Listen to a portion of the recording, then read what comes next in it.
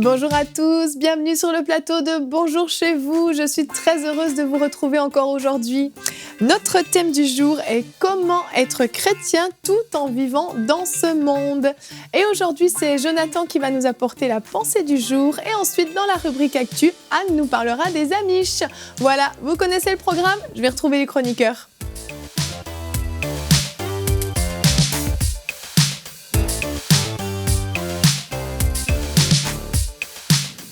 Bonjour tout le monde. Bonjour. Comment allez-vous aujourd'hui? Très bien. Super. Anne, tu vas nous parler des Amish, c'est ça, comme on l'a dit. Tu es prête pour ta rubrique? Très prête. Super. Encore une fois, on a hâte de voir ce que tu vas nous dire.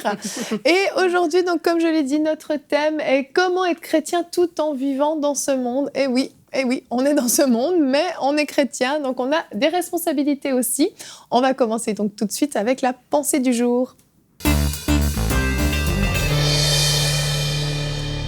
Jonathan, le titre de ta pensée, c'est « Sois le sel de la terre ».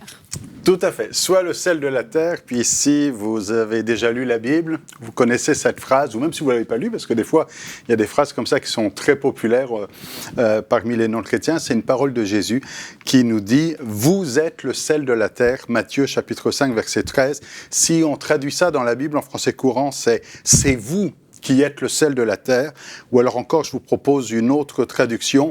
Vous êtes le sel de la terre, ça c'est ma traduction à moi. Donc, vous êtes le sel de la terre. Et Jésus, quand il dit vous, à qui il s'adresse pas seulement aux 12, mais il y a une foule. On est dans le cadre ici du sermon sur la montagne. Donc, il s'adresse à cette foule en disant, c'est vous qui êtes le sel de la terre. Alors, il ne faut pas se tromper. Le sel de la terre, c'est vous. Même si, peut-être certains se posent, puis il y en a qui se posent la question en disant, mais est-ce que c'est pas Jésus qui donne du goût? Parce que juste après, Jésus dit, vous êtes la lumière du monde. Et on va dire, mais c'est Jésus la lumière du monde. Et c'est vrai qu'il a dit lui-même, je suis la lumière du monde. Mais il dit aussi, pendant que je suis dans le monde, je suis la lumière du monde. Donc il y a le pendant ici qui nous dit, bon, Jésus est la lumière du monde, mais il nous dit aussi, vous êtes la lumière du monde. Et de la même manière, Jésus est le sel de la terre, bon, même implicitement, mais c'est vous qui êtes le sel de la terre. Donc en fait, on doit être ce que Jésus est. Il est la lumière du monde, nous sommes la lumière du monde. Pendant que Jésus est dans le monde, il est la lumière du monde. Maintenant, c'est vous qui êtes la lumière du monde. Maintenant, c'est vous qui êtes le sel de la terre. Alors, ce sel, Jésus va parler d'une anomalie après en disant il peut perdre son goût, il peut s'affadir. Et franchement, jusqu'à aujourd'hui, je ne m'étais jamais posé la question, mais comme il faut faire la pensée du jour, je me suis dit, Evelyne, elle va nous poser des questions, donc il faut que je travaille mon dossier. Donc, je suis allé faire quelques recherches, et puis je dis, mais le sel, est-ce que le sel peut perdre sa saveur? Bonne question. Alors, j'ai fait des recherches, et heureusement, il y a Google maintenant. Je suis tombé sur un article du pasteur Donato Azalone, qui est un article du site enseigne-moi.com. J'ai trouvé beaucoup d'articles. J'ai trouvé des articles encyclopédiques, universitaires, et je suis arrivé à cette conclusion, non. Le sel ne perd pas sa saveur. Ça valait la peine. C'est scientifique. Le sel, on va y arriver. Le sel ne peut pas perdre sa saveur. Si vous avez du sel, vous le mettez sur une étagère, vous revenez 20 ans plus tard, il aura toujours le goût de sel. Même s'il y a du soleil, même s'il y a de la pluie, un marais salin, il y a de l'eau, ça reste du sel. Alors la question, c'est pourquoi Jésus nous dit, mais si le sel perd sa saveur. Alors là, il faut réfléchir. Alors, après moult réflexions, j'en suis arrivé à la conclusion que pour que le sel perde sa saveur, il faut dénaturer la nature du sel et que le sel ne soit plus du sel. En d'autres termes, il faut changer sa structure moléculaire. Et je dis, mais alors, comment ça se passe? Alors, en faisant des recherches, je suis évidemment tombé sur toutes sortes d'articles et en l'occurrence, certains articles d'ethnologues, d'archéologues, ainsi de suite, qui vont dire, bon, au temps de Jésus, on utilisait le sel aussi pour sa qualité de combustible. Le sel, ça brûle. Si vous mettez du sel dans des flammes, ça fait de jolies petites lumières. Je ne sais pas si vous avez essayé, non? Enfin, c'est très joli. Et donc, du coup, on mettait du sel dans l'huile de la lampe à huile pour que ça brûle mieux. Et quand on est en plein milieu du désert, alors là, je n'ai pas trouvé de preuves, mais il y en a qui ont testé. Quand on est dans le désert et qu'on doit brûler, faire un feu, puis qu'il n'y a pas de bois, qu'est-ce qu'on a ? On a la bouse des chameaux, mais ça a du mal à démarrer et à brûler. Alors on met du sel et ça brûle mieux. Tu veux en venir là. Et il y a des internautes qui ont dit « j'ai testé ». Bon, ils avaient de la bouse de vache. Ils ont testé, ils ont dit c'est vrai qu'avec du sel, ça brûle mieux. Bon, en tout cas, pourquoi est-ce que je dis ça ? Puis, c'est certainement pas un hasard si dans l'Ancien Testament, dans le Lévitique chapitre 2, verset 13, il faut mettre du sel sur l'offrande qui doit passer en holocauste. Qu'on doit brûler cette offrande avec du sel. Bon, je ferme ma parenthèse. Donc, si on prend du sel, qu'on mélange avec de la bouse de chameau, c'est plus vraiment du sel. Le but du sel, c'est pas de venir être brûlé avec des excréments d'animaux. Le but du sel, c'est de venir donner du goût. Et c'est là où je veux en venir. Vous êtes le sel de la terre. Notez bien que Jésus ne dit pas « sois le sel de la terre », contrairement au titre de cette pensée, donc on corrige un petit peu. Vous êtes le sel de la terre. Quoi que vous fassiez, quoi que vous disiez, vous êtes le sel de la terre. Maintenant, il faut être un sel qui ait du goût et un sel qui soit utilisé là où de la bonne manière. Pas un sel qui doit être brûlé ou être utilisé à des fins de combustible, mais un sel qui doit être utilisé pour donner du goût. Vous êtes le sel de la terre. Ne dénaturez pas le goût que vous avez, la structure, l'objectif. Si votre vie chrétienne sert à autre chose qu'à être le sel de la terre, vous êtes en train de vous affadir parce que vous servez à autre chose que ce à quoi vous avez été destiné. Vous êtes le sel de la terre. En Palestine, il y a la mer Morte. Là, il y a du sel. Ils savent ce que c'est que le sel. Et aujourd'hui, c'est la pensée pour vous. Tu es le sel de la terre. Vous êtes le sel de la terre. Le sel qui est affadi, Jésus dit, on le jette à terre et ça devient de la terre comme le reste. Ça n'a plus de sens, ça n'a plus de goût, ça n'a plus d'utilité. Mais le sel, même s'il provient de la terre, même si c'est du sel qui, en apparence, c'est terrestre, le sel, ça vient amener une saveur, un goût, et ce goût, évidemment, c'est la bonne odeur de Christ, c'est ce goût du royaume. Alors vous êtes le sel de la terre qui est appelé à donner ce goût de Jésus-Christ à ceux qui vous entourent. Amen. Vous l'aurez compris, ne vous roulez pas dans la bouse de chameau, c'est une mauvaise chose. C'était ça la pensée ? C'est pas ça. C'est pas mauvaise tout conclusion, ce qu'il a dit. Yves. Mauvaise Je conclusion. suis soulagée qu'Annabelle ne fasse pas cette émission. Ça peut donner du goût à la bouse de chameau, mais je ne sais pas s'il y en a qui ont testé. Aïe, aïe, aïe. Ézéchiel a failli. Oh. D'accord. J'ai une citation pour vous à vous partager qui est en rapport avec notre thème et non en rapport avec la bouse de chameau. Une citation de Billy Graham aujourd'hui qui a dit « Ma maison est au ciel, je suis juste un voyageur dans ce monde. » Amen. Amen, amen, c'est notre cas à tous et c'est pour ça que c'est difficile de garder son sérieux. C'est pour ça que Dieu nous a dit que nous étions le sel de ce monde et j'aimerais qu'on regarde aussi le verset du jour avant de vous donner la parole qui aujourd'hui est dans Jean 17 et Jésus a dit « Je ne te prie pas de les ôter du monde, mais de les préserver du mal. » Et c'est là le point important, c'est que oui, nous sommes dans ce monde. Nous sommes chrétiens, nous sommes nés de nouveau et nous n'appartenons plus à ce monde. Nous ne sommes plus de ce monde. Notre origine est le ciel, ce n'est plus ce monde. Mais nous sommes dans ce monde. Et comme tu l'as très bien dit dans ta pensée, nous sommes le sel de la terre, la lumière du monde. Et si on n'accomplit pas notre fonction première, qui est de saler ou qui est de briller, en fin de compte, notre présence sur Terre est inutile et fade. Ça, c'est pas le monde qui doit nous contaminer, c'est nous qui devons contaminer le monde. C'est ce que dit Jésus ici. C'est pas le monde qui doit définir notre goût, mais c'est nous qui devons définir le goût des autres et apporter du goût à ce monde qui en a besoin. Et pour répondre à la question, comment être chrétien tout en vivant dans ce monde, je pense que c'est d'abord c'est le choix d'accepter Jésus, mais bon, ici la question, on est déjà chrétien, c'est une question de mentalité. C'est vraiment une question de perception. C'était Billy Graham, on en parle très très bien. Voilà, il a fait un choix et c'est une mentalité, une façon de voir. L'apôtre Paul en parle dans 1 Corinthiens. Il dit que le temps est court, que ceux désormais qui ont des femmes soient comme s'ils n'en avaient pas, ceux qui pleurent comme s'ils ne pleuraient pas, ceux qui se réjouissent comme s'ils ne se réjouissaient pas, et ceux qui achètent comme s'ils ne possédaient pas.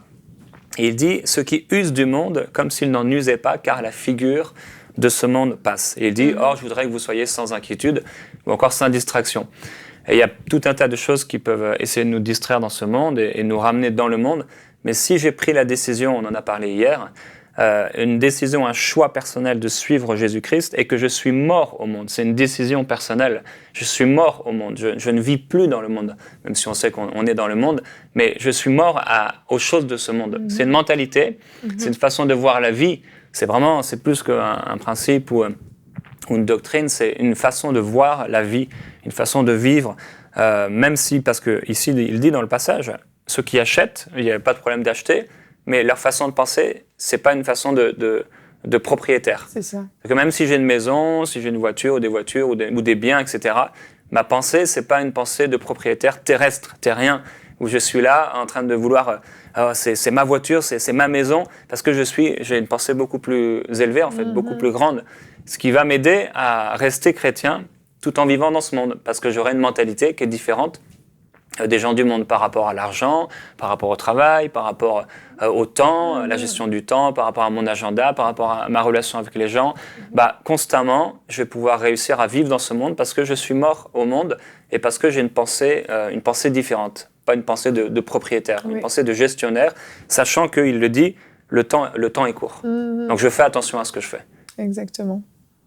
Moi, je trouve vraiment super cette phrase de Jésus parce que je trouve que c'est hyper motivateur en fait parce que on voit souvent que comme si le chrétien était perdu dans la masse, mais au final, c'est pas du tout de cette manière que Jésus en parle. Jésus en parle d'une manière justement qui vient relever les choses. Il dit que une lumière placée sur une montagne ne peut être cachée.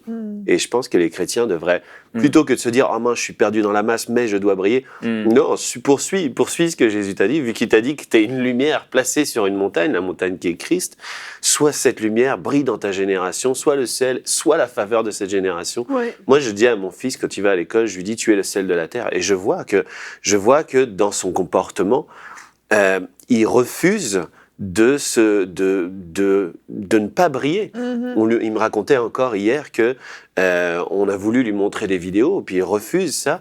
Puis certainement les jeunes vont se dire mais pourquoi tu veux pas? Et c'est ce qui va faire aussi que les gens vont se poser la question mais pourquoi tu es comme ça? Ah waouh, ça a l'air bien finalement d'être le sel de la terre. Ça a l'air bien d'être une lumière placée sur une montagne. C'est tellement glorieux en fait. Jésus nous donne un titre très super. Honorifique, ça se dit? J'ai inventé un mot, honorifique.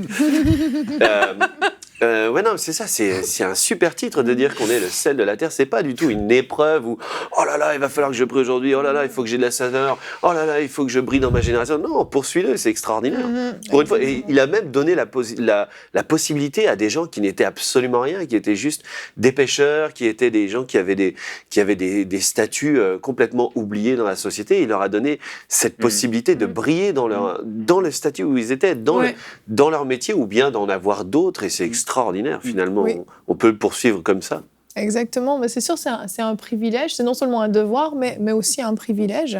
Et c'est important, comme je crois que c'est toi qui le disais, là, nos pensées sont au ciel en fait, notre mentalité, nos désirs, tout ce qu'on vit en fait, on est au ciel. Mais on est ici, mais on est toujours rattaché. C'est comme s'il y avait un fil invisible qui nous relie au ciel constamment. Et puis ça nous rappelle sans arrêt. Donc, comme tu le disais, quand on possède, en fait, c'est comme si on ne possédait pas. Toutes ces choses, en fait, n'ont pas de valeur réelle à nos yeux. On apprécie ce qu'on a, ce qu'on peut vivre sur cette terre. On passe des bons moments. C'est pas non plus l'idée de se dire il faut se priver de tout. Hein. Certains ont décidé vraiment de faire le choix de se priver de tout, de vivre dans la pauvreté, de ne jamais s'autoriser à être heureux, joyeux ou quoi que ce soit, de vivre quoi que ce soit de positif. C'est pas ça du tout.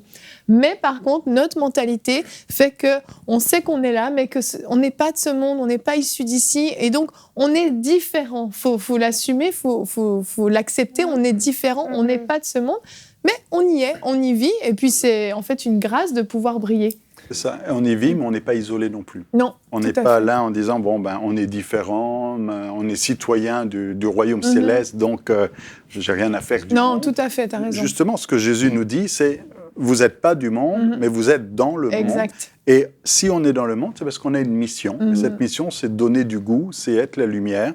Et c'est quelque chose qu'il ne faut surtout pas oublier, en disant oui, on n'est pas attaché au monde, ce ne sont pas nos valeurs, ce n'est pas notre domaine de prédilection, ce n'est pas le monde qui dirige notre vie, mais nous avons un rôle, nous avons une mission. Nous devons être des témoins, nous avons une mission d'évangélisation, de témoignage, être ce sel, être cette lumière. Et ça, il ne faut pas l'oublier non plus, parce que trop souvent, un bon chrétien dans ce monde ne doit pas oublier qu'il est dans le monde. Il n'est pas juste moi, tout seul, dans ma chambre, dans ma maison, dans ma petite bulle, ou dans mon église, ou parmi mon groupe d'amis chrétiens, mais il y a des gens autour. Oui. Et il faut lever les yeux et voir que les champs sont blancs et qu'on a une mission pour apporter du goût à ce monde qui a besoin d'autre chose que ce qu'ils ont. Exactement. Et on va voir que certains, avec la rubrique Actu, que certains ont fait le choix de s'isoler complètement du monde, de vivre hors du monde et hors du temps même, pour pouvoir rester attachés à Dieu, parce que ça leur paraissait être la meilleure chose à faire. Donc on va partir dans la rubrique Actu. Anne, il s'agit des Amish. Des Amish dont on connaît certaines choses, mais des Amish. On connaît certaines choses, mais à mon avis, tu vas nous apprendre encore plein d'informations qu'on ignore sur eux. Donc nous t'écoutons. Oui, dès qu'on parle d'Amish, on a tout de suite ce cliché, le fermier avec le chapeau de paille et la grande barbe, et la femme avec sa robe. Le chariot. Le petit chariot. La petite maison dans la prairie, en fait. Et voilà ce que je vois, moi.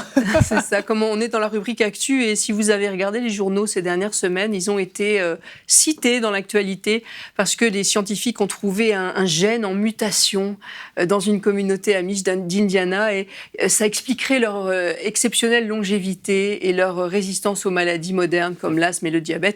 Et moi, je souris en lisant ça parce que, connaissant un peu les Amish, je sais que leur mode de vie, qui est sain, calme et en paix avec Dieu, fait aussi beaucoup sur leur état de santé.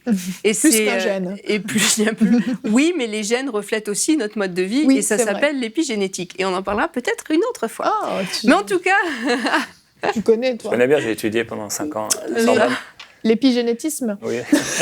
L'épigénétique. On ne va pas parler d'épigénétique ce matin, mais en tout cas, on va parler des Amish, puisqu'on parle justement des chrétiens qui ne sont pas du monde, mais qui vivent. En tout cas, Jésus les préserve du mal tout en étant dans le monde. Et ces gens-là ont fait justement ce choix de s'isoler. Ils sont quand même ouverts, hein. C'est pas une secte fermée avec des grandes barrières, on peut y rentrer. Jonathan et moi, on était l'année dernière en Pennsylvanie, et puis on traverse les villages Amish, on va dans leurs boutiques, on les croise dans la rue, il n'y a aucune muraille, hein. Ils sont, j'allais dire, en toute liberté, parce que ce sont des êtres libres, et oui. Et on a beaucoup à apprendre d'eux, et en m'intéressant à eux à plusieurs reprises dans mon parcours chrétien, j'ai tiré de bonnes leçons de leur mode de vie, de leur choix de vie. Ce sont des gens qui, non, il ne faut pas en rire, ce sont vraiment des modèles à certains égards pour nous autres chrétiens. Okay. Alors aujourd'hui, il y en a environ 320 000 qui habitent aux États-Unis, dans 31 États américains, et aussi au Canada un petit peu. Ontario, Nouveau-Brunswick et Île-du-Prince-Édouard, pour ceux qui connaissent. Et, il n'y en a pas ailleurs dans le monde ? Il y en a eu quelques petites communautés, par exemple en Alsace, mais je pense depuis le milieu 19e siècle, il y en a presque plus. Début 20e siècle, ils se sont complètement éteints. Pour la bonne et simple raison que vous allez le voir dans leur histoire, ils ont été persécutés pour leur foi, chassés, et ils ont beaucoup bougé. L'histoire de ces gens-là remonte à la période que je vous ai racontée récemment, hein, sur la réforme au XVIe siècle. Et ces gens-là se sont convertis au moment de la réforme. Et en Suisse alémanique et dans le Palatinat en Allemagne. Et ce sont des protestants qui ont choisi de revenir vraiment à la pureté du texte biblique et aux enseignements du Nouveau Testament. Et c'est sûr qu'à l'époque, ils ont été en opposition frontale, entre autres avec l'Église catholique, qui les a beaucoup pourchassés.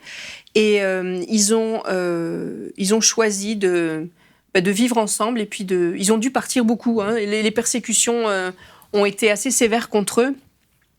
Et en 1693, Ils se sont divisés entre Ménonites, que vous connaissez peut-être, hein, Oui. on connaît les Ménonites. Alors il y a une branche très moderne des Ménonites et il y a aussi une branche qui est restée très proche de ce que vivent les Amish. Et entre autres, il y a des communautés ménonites au Mexique, peut-être vous regarderez, c'est très intéressant, il y a des bons reportages là-dessus.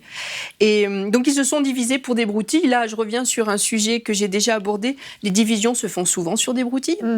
Ils se sont divisés avec les Ménonites sur la question de pratiquer ou non le lavement des pieds et d'exclure ou non ceux qui pêchent et combien de fois par an on faisait la Sainte Seine. En tout cas, ils sont partis en 2 branches. Mais aujourd'hui, on s'intéresse aux Amish.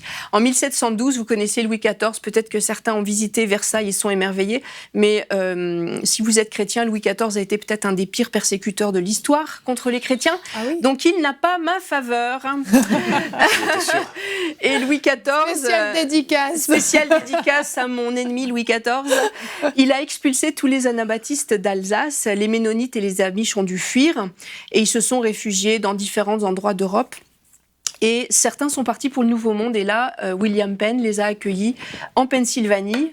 L'État qui est devenu la Pennsylvanie. Et la seule condition qu'ils devaient respecter, c'était qu'ils promettent de respecter la foi d'autrui. Donc, il y en a à peu près 3000 qui sont partis là-bas dans ces années jusqu'en... Vous voyez, entre 1816 et 1860, il y en a plus de 3000 qui sont partis dans les États du Midwest. Et ce qui les distingue du reste de la population, ces Amish, c'est vraiment ne vous conformez pas au siècle présent. Ils ont refusé dès le départ de se conformer au siècle présent. Et c'est pour ça aussi, et on en rit peut-être des fois, qu'ils ont refusé les apports du modernisme comme l'électricité ou d'autres conforts modernes. Donc... je vais passer sur le cliché. On va peut-être voir juste 3 visuels pour vous remettre s'il y en a certains qui écoutent et qui ne savent pas trop les situer. Donc, ils vivent à la campagne, dans des belles fermes bio. Ça, c'est une lampe au gaz. Et voilà, donc ils ont... Alors, certains n'ont même pas le gaz, mais ça dépend de chaque communauté. Les anciens de la communauté décident jusqu'à quel point ils acceptent le modernisme. Donc, dans cet exemple-là, c'est l'intérieur d'une ferme. Il s'éclaire au gaz. Ok. On va passer au visuel suivant. Donc, certains sont encore, on appelle ça c'est la partie la plus nombreuse des Amish, qui est la vieille école, entre guillemets. Et eux restent encore avec le labour avec les chevaux. Ah oui. Certains plus modernes sont passés, on les appelle les Beachy Amish, mais en tout cas, ils sont peut-être 7000 et eux, ils ont accepté de mettre des moteurs ou Ok, quand du gaz. même. Voilà. D'accord. On va passer au visuel suivant. Voilà, donc c'est des images telles qu'on les voit fréquemment quand on voyage en Pennsylvanie. On les croise sur la route, ils voyagent en buggy, ils nous font coucou, ils sont des gens très gentils. Voilà. Et une de leurs caractéristiques, c'est qu'ils refusent toute violence. Et je vais passer sur les détails, mais je voudrais vraiment insister sur le principe de non-résistance. C'est basé sur le sermon sur la montagne qu'a fait Jésus. On le retrouve dans Matthieu 5. D'ailleurs, le verset qu'on a cité, c'était dans Matthieu 5. Matthieu 5, 38, il dit « Vous avez appris qu'il a été dit œil pour œil et dent pour dent, mais moi, je vous dis de ne pas résister aux méchants. Si quelqu'un te gifle sur la joue droite, tends-lui aussi l'autre. » Et le principe de base de la non-violence, en fait, leur raisonnement, c'est que la violence n'a jamais résolu aucun problème. Et qu'ils veulent s'appliquer à réagir comme Jésus l'aurait fait dans des situations conflictuelles. Et pour eux, il y a vraiment 2 royaumes, puis on est d'accord avec ça. Il y a le royaume terrestre qui a ses propres règles, et le royaume spirituel, le royaume des cieux, qui en a une autre, qui en a d'autres. Et les Amish ont pour principe de respecter les lois du monde jusqu'à temps qu'elles ne viennent pas en opposition avec les lois, les lois spirituelles. D'accord. C'est-à-dire qu'ils ne sont pas des rebelles, mais à un moment donné, si ça vient à l'encontre de leur foi et de leur conviction de ce qu'est la loi de Dieu, ils refuseront de se plier. Et d'ailleurs, ça leur a valu bien des persécutions, jusque dans les 2 dernières guerres mondiales. Il y a beaucoup d'Amish qui ont été objecteurs de conscience, et ça a été un problème que le gouvernement américain a dû traiter. Et entre autres, on les a casés dans des services civils, dans les hôpitaux ou dans d'autres services. C'est pas qu'ils refusent d'aider, parce que c'est des gens qui sont très généreux. Par exemple, là, avec les derniers événements climatiques qu'il y a eu, ils se mobilisent pour faire des levées de fonds. Ils vendent des buggy, les beaux buggy qu'ils fabriquent là, pour se déplacer. Ils les vendent aux enchères et tout le profit va au secours des gens en détresse. Donc, ils participent à la vie civile. Mais quand la loi ou les décisions de leur gouvernement viennent en opposition avec leurs croyances, ils disent non. Et il y en a plusieurs, au moment de la guerre de 14, il y en a plusieurs qui ont été fusillés parce qu'ils... Ils étaient objecteurs de conscience. Ouais, ils étaient objecteurs de conscience. On a ce cliché du fermier amish, on l'a vu dans certains films, le fermier amish qui se fait gifler, qui ne répond pas. Il y a certains touristes complètement imbéciles, j'ose le dire, qui vont et qui les giflent juste pour voir s'ils réagissent et qui rigolent. En tout cas, moi, je trouve pas ça drôle du tout, mais vous avez peut-être vu ça dans des reportages ou dans des films. Moi, je l'ai déjà vu, ça m'a choquée. Et ces gens-là, au-delà du cliché, leur amour pour l'autre et leur respect de l'autre et leur principe de non-violence va beaucoup plus loin. Et un des exemples célèbres, c'est Dirk Willems. C'était un gars qui s'était converti pendant la Réforme au XVIe siècle en Hollande. Il avait été condamné à la prison. Et puis, parce que l'Église catholique l'avait condamné pour sa foi. Il avait réussi à s'échapper de la prison en plein hiver. Et en s'enfuyant, il a dû traverser une mare gelée. Et il y avait des gardes qui le suivaient. La glace a craqué et il y a un des gardes qui est tombé dans l'eau glacée. Et lui, au lieu de se sauver, il a fait demi-tour pour lui sauver la vie, parce que quand on tombe dans l'eau glacée, on a quelques minutes avant de mourir. Alors, il a été remis en prison et brûlé vif sur le bûcher. Oh. Alors ça, c'est un des exemples que les... Ah ouais. Ils ont un livre de témoignages de tous leurs martyrs, et Dirk Willems en fait partie. Il y en a un autre qui s'appelle Jakob Hostetler, et lui, c'était un siècle plus tard, 150 ans plus tard. Il était déjà en Pennsylvanie et là, il y avait des attaques des Indiens et à un moment donné, sa ferme a été encerclée par des Indiens. Ils ont mis le feu à la ferme et il avait 2 fils de 12 ans et 15 ans et Jacob leur a interdit de répliquer à l'attaque. Et donc, ils se sont fait mettre en prison. La maman de la famille et la jeune fille ont été tuées par les Indiens. Les 2 petits garçons et le papa ont été mis en prison. Enfin, emprisonnés, emportés prisonniers. Ils ont été plusieurs années en prison. Et ils ont été relâchés, et d'ailleurs, c'est des héros de l'histoire amish. Et maintenant, il y a plusieurs grandes familles amish qui sont des descendants de cette famille Hostetler. Et c'est l'exemple type qu'on enseigne aux enfants de modèle de on ne réplique pas quand on nous attaque, même si ça doit attenter à notre vie. Ah oui. Et un autre témoignage beaucoup plus récent, celui-là, puisqu'il a 11 ans, montre leur capacité à pardonner. Peut-être qu'il y en a certains qui s'en souviennent dans l'actualité, ça fait une dizaine d'années, il y a eu une fusillade, comme il y en a souvent malheureusement aux États-Unis, dans une communauté amish de Pennsylvanie, justement, à Nickel Mines. Il y a un homme qui s'est introduit dans une école amish et qui a tiré sur une dizaine de fillettes. Et il en a tué 5, et 5 autres ont été très grièvement blessés. Et ce qui a marqué l'opinion publique à cette époque-là, c'est l'incroyable réaction de la communauté amish à laquelle appartenaient ces petites filles. Non seulement ils n'ont pas essayé de se venger, ils n'ont pas poursuivi en justice, mais ils leur ont officiellement, ouvertement et sincèrement offert un pardon qui a bouleversé le monde entier. Ils en ont fait un film, Amish Grace, justement. Oui, il y a des livres, oui. Et c'est un des exemples qui montre que leur pardon n'est pas juste un gadget, c'est pas juste un mot, c'est une réalité. Et à maintes reprises dans leur histoire, ils ont manifesté ce vrai pardon. C'est un pardon collectif, sans condition, qui a été offert au tueur amish et au tueur des petites filles amish et à la famille de ce tueur. Et ces gens-là, oui, se sont protégés du monde, mais ils s'en sont pas complètement isolés, puisque on peut les voir, on peut les visiter, on peut leur parler, ils sont pas du tout farouches. Et puis, ce sont des modèles en matière de sanctification. Ça veut pas dire que je vais me faire amish demain, mais en tout cas, oui, ce sont des modèles en matière de sanctification, et ils ont su se préserver du monde sans s'en isoler complètement. Ils se sont rendus imperméables aux principes du monde. Et eux, petite question comme ça, mais ils ont la même Bible que les chrétiens, normal. C'est vraiment, ce sont vraiment des chrétiens. Sauf qu'elle est en allemand. Enfin, elle est dans un dialecte allemand parce qu'ils parlent. Beaucoup parlent anglais aussi. Mais la plupart ont gardé leur dialecte. On appelle ça l'allemand de Pennsylvanie. Et c'est un dialecte alémanique qui ressemble beaucoup au suisse allemand ou à l'alsacien. D'accord. Mais c'est ça, ce sont des chrétiens, ce sont des gens qui sont nés de nouveau pour une bonne partie, etc. Vraiment. C'est important qui aiment Dieu, qui de comprendre, parce qu'on peut se dire, est-ce que justement, mouvement sectaire, non, pas du tout. Chaque communauté a un pasteur, a des diacres, et ils ont un conseil de village, enfin de communauté, qui décide justement de toutes les choses de la vie courante.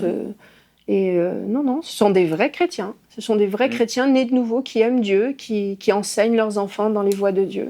C'est super intéressant. Tu voulais dire quelque chose, Jérémy? J'ai cru, non. Non. Vous connaissiez l'histoire des Amish? Je sais pas, c'est nouveau pour vous? J'ai déjà regardé un reportage sur les Amish, Oui. Pas comme ça, non.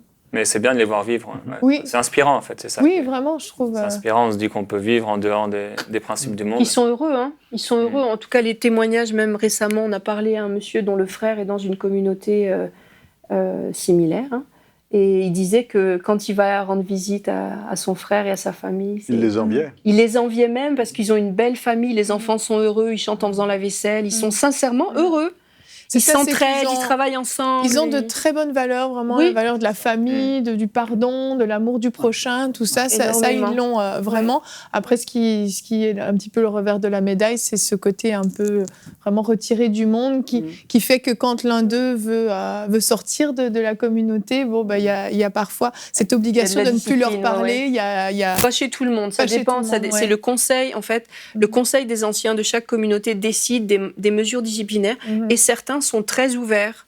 Et en tout cas, ça dépend vraiment des communautés. Il y en a qui sont très sévères, il y en a d'autres qui sont beaucoup moins sévères. Il y en a qui continuent à avoir... J'entendais le témoignage d'une dame qui disait que son fils avait rencontré une jeune fille catholique, il s'était marié, donc il vit en dehors de la communauté Amish, mais il vient rendre visite à ses parents.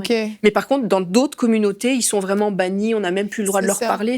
En fait, chaque communauté est comme une église locale, si on veut bien, avec de ses règles de fonctionnement, etc. Oui, d'accord. Merci Anne. Mais c'est vrai que dans la société de consommation dans laquelle on est, on a malheureusement perdu les valeurs, où on a l'impression qu'être heureux, c'est avoir la modernité, avoir les gadgets à la mode. Je comprends, parce que ceux qui n'ont pas les produits Apple, c'est un peu comme des amis. Je peux parler. Tu peux parler.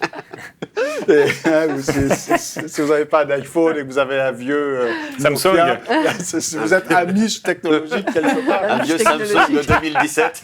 Pas la honte. Mais alors des fois, on a les clichés de dire les pauvres, ils sont pas les pauvres, ils n'ont pas d'ordinateur, ou ils n'ont pas Internet, ou ils n'ont pas l'électricité. Mais je pense que c'est justement se tromper des valeurs du monde. C'est prendre les valeurs du monde parce que eux, ils ont les vraies valeurs. Alors après, que vous ayez de la lumière ou pas, que vous ayez l'essentiel, ils ont à manger. Alors après que ce bon manger parce que ce soit cuit, bonne nourriture. Bah oui, quand c'est cuit au feu de bois, c'est meilleur que. Puis il n'y a pas que du feu de bois, c'est de la bonne nourriture. Ils ont des fermes bio, sans pesticides. Nous, on est allé au marché Amish en Pennsylvanie. La nourriture, elle fait envie. Et on peut peut-être faire une analogie des fois avec certains pays pauvres. Je pense à l'Afrique, mais je pense à la Papouasie-Nouvelle-Guinée ou dans d'autres pays où des fois vous allez dans une communauté où les gens n'ont rien. Et il y a encore des zones où il y a des villages où ils vivent d'une manière très simple, c'est très rudimentaire. Bon, il y en a qui n'ont peut-être pas d'électricité, ou alors c'est pas moderne, c'est pas une grande ville. Bon, il y a les grandes villes, mais il y a encore des zones rurales où c'est très rudimentaire. Au Québec, il n'y a pas si longtemps, les toilettes étaient au fond du jardin. Je veux dire, bon, c'est pas juste en Afrique. Je vous rassure, c'est plus le cas. Ça dépend où vous allez. Pas chez moi. Mais dans ces zones encore de simplicité, ça ne veut pas dire qu'ils sont moins heureux. Non. Et au contraire, en fait. Au contraire. Des fois, on voit des enfants qui n'ont rien, ils n'ont pas de jouets, ils ont juste un morceau de bois, mais ils sont beaucoup plus heureux que certains petits qui ont la dernière console vidéo, puis qui se plaignent parce que ça ne va pas assez vite, parce que la télévision n'est pas assez grande. Et c'est ça, on est dans une société qui perd ses valeurs. Et les Amish, eux, ils sont vraiment retirés dans un bord, mais en tout cas qui devrait nous amener à réfléchir en disant, est-ce que j'ai vraiment besoin de ce nouveau gadget électronique? Il y a Noël qui arrive bientôt, alors réfléchis avant de faire ta liste des besoins. Est-ce que j'ai vraiment besoin de cela? Est-ce que c'est ça qui va me rendre heureux? Eux, ils choisissent de mettre leur joie et leur bonheur dans le vrai du royaume. Et c'est ça leur bonheur, c'est la famille. Mais là, tu parlais de pauvreté, mais ils ne sont pas du tout pauvres. Ils ont des fermes prospères. Ils ne sont pas du tout pauvres, les Amish. Ils sont prospères, ils sont heureux en famille, ils sont en excellente santé. Il n'y a aucun obèse, 0% d'obèse chez les hommes Amish. Et un tout petit pourcentage chez les femmes âgées amish. Ouais. Mais leur santé est exceptionnelle. Les enfants sont heureux. Ils jouent pas avec des consoles Nintendo, mais ils se roulent dans les bottes de paille et ils sont heureux. Nous, on les a vus, les enfants vont à l'école en trottinette, ils ont des trottinettes avec des grosses roues et ils se transportent en trottinette. Ils sont heureux, ces gamins-là. Et franchement, ça ferait envie à C'est la petite beaucoup. maison dans la prairie. Exactement. Et bien vraiment, Je ça pense y que ressemble. vraiment, ils sont vraiment préservés du monde, mais surtout, ils sont préservés du stress, je C'est ça. pense. Le Exact. stress qui nous use tous dans ouais. cette société. L'envie, la jalousie. C'est ça. tout Mais Il y surtout a qu'eux, vraiment- ils sont vraiment sévères avec ça. Et il y a un principe qu'ils combattent absolument, c'est le hochmut. Le hochmut, ça veut dire l'orgueil en français. Ok. Enfin, c'est plus ou moins l'orgueil. Et il faut pas faire preuve d'orgueil. Et tout ce qui peut amener à de l'orgueil, qui peut amener de la division dans leur tout ce qui est vaniteux, tout ce qui est orgueilleux, tout ce qui peut amener de la division dans leur communauté, ils le bannissent et c'est conforme aux enseignements de la parole de Dieu. Bah oui, tout à fait. Tout à fait. Et quand l'apôtre Paul parle d'être dans le monde mais de ne pas user du monde, son focus, son but, c'est d'encourager les gens à s'attacher au Seigneur, C'est ça. sans distraction. Exactement. Et on peut se poser la question à nous, comment on peut vivre en tant que chrétien dans le monde. Est-ce qu'il y a des choses qui nous distraient? Est-ce qu'il y a des choses qui nous empêchent de communier avec Dieu? Et ces choses-là, c'est sûrement des choses à éviter, à éloigner de nous. Toutes ces choses qui prennent la place de Dieu. Et une autre question aussi, c'est en quoi on trouve notre joie? Est-ce que notre joie, on a parlé des consoles vidéo, mais on parle de la richesse, de l'argent. Est-ce que c'est ça qui fait ma joie? Ou est-ce que ma joie, je la trouve dans une communion, une relation avec Dieu? C'est ça, en fait, on n'a pas besoin de devenir amiche pour expérimenter ce qu'ils expérimentent. On n'a pas les mêmes valeurs. Pour C'est ça, ça, on peut. Oui, j'avais compris. Je Bah, il y a- surenchéris ce ouais. que tu dis, parce qu'on peut le vivre nous-mêmes au quotidien, choisir justement Juste de dans quoi on simplicité. va mettre nos valeurs. Et puis oui, c'est ça, choisir de temps en temps de mettre de côté toutes ces distractions en fait qui sont pas forcément mauvaises, mais juste qui nous volent du temps. Et puis c'est vrai que moi, quand je réalise des fois que pendant une journée, je n'ai pas ouvert mon ordinateur parce que j'ai pas travaillé, je suis super contente. Puis en réalité, ça fait du bien parce que tu t'es concentré sur des autres choses qui étaient plus essentielles, sur Dieu, mais sur la famille aussi, sur ton couple, sur des amitiés, des choses qui sont importantes aussi. Et tu fais ton choix en fait. Il n'y a rien de plus triste qu'une famille où tout le monde ne mange pas ensemble. Oui. Il y en a qui mangent au sous-sol devant la télé, l'autre qui est dans sa chambre. Ou alors, quand ils sont à table, ils sont tous sur leur téléphone, en train de texter. Je veux dire que chez les amis, il n'y a pas ça. Oui. Il y a des vraies rencontres de famille, il y a un vrai repas de famille.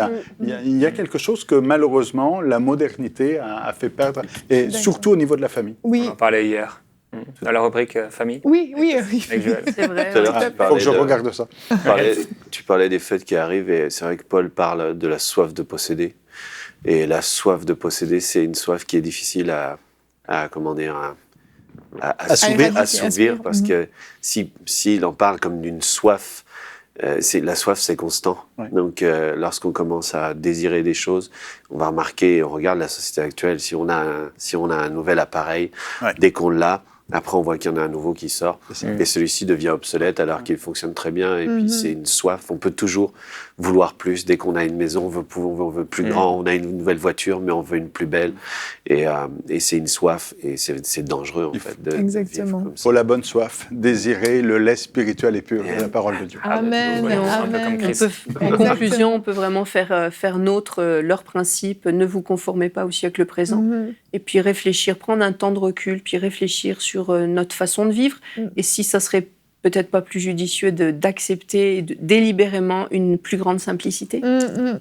Donc vous l'aurez compris, nous ne sommes pas de ce monde, mais nous sommes dans ce monde et nous avons le choix de choisir nos valeurs, de choisir nos convictions, de choisir ce qu'on va faire, comment on va briller, comment on va assaisonner ce monde par notre saveur. Et j'ai envie de terminer en vous disant de ne pas vous rouler dans la bouse de chameau, car vous risquez de perdre votre saveur. Désolée, je t'ai obligée, Jonathan. Ça va rester. Je vous retrouve demain, nous vous retrouvons demain. Demain, nous allons parler du couple, l'amitié dans le couple, éventualité ou nécessité. Et nous aurons notre rubrique Pasteur, j'ai une question et culture et médias. Merci à tous de nous avoir suivis. Bonjour chez vous.